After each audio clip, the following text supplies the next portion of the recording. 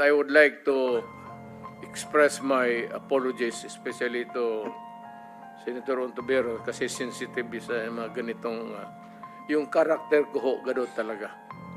Baski saan mo ako ilagay, gano'n ka. Even in front of anybody. Gano'n talaga ako. Bastos ako. Walang hiya ako kasi galing ako sa Salamat Class kaayo, three Mr. ako. Chair. Thank you. Hindi ako sensitive. Ayaw ko lang talaga ng bastos. Ayaw ko ng walang hiya. Lalo na pag pinag-uusapan natin Kaya ng mo. seryosong bagay ng war on drugs saka Kaya extrajudicial killings. ako bastos, ma'am. Salamat kaayo, Wala ang Mr. hiya Chair. talaga ako. Yan ang totoo.